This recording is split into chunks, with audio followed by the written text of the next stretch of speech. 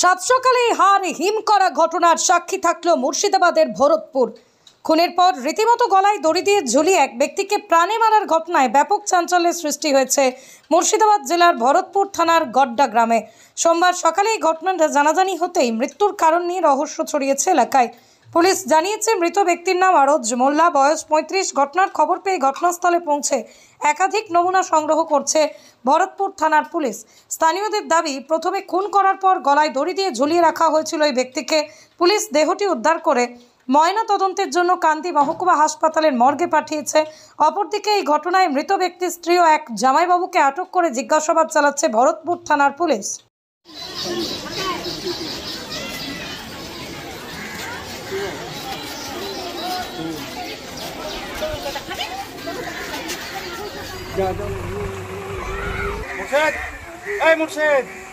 এখন কারোর সঙ্গে কথা বলবে না, কেউই কথা বলবে না।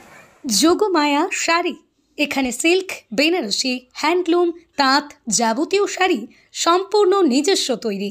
আমাদের ঠিকানা মতিগঞ্জের পাশে সেনকো গোল্ডের বিপরীত রাস্তা, শান্তিপুর, নদিয়া।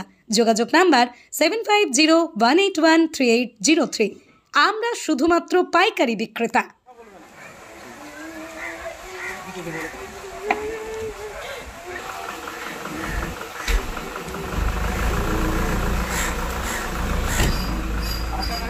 সেই জানে আর যারা করেছে সেই জানে। কি অনুমান করছেন মার্ডার?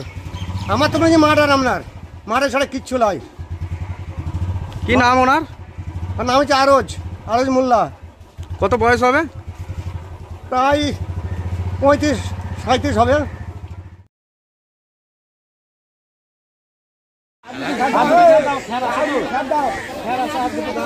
বড়বাবু চলে আসবে।